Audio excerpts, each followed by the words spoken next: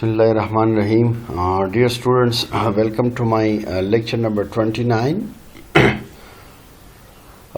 Before watching my lecture, so please subscribe my channels so it will be easy for all my students, especially for my upcoming videos.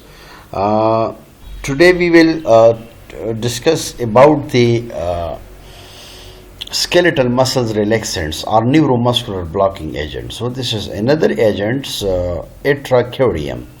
So atracurium, pharmacologically, atracurium is benzoisoquinolone derivatives. This is non-organ dependent eliminations and non-specific esterase.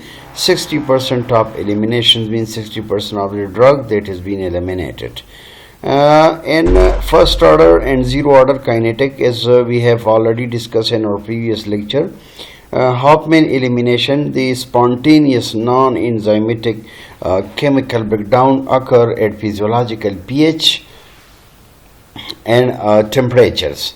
Histamine release at higher clinical doses in 30% of the patient with hypotension, tachycardia and bronchospasms.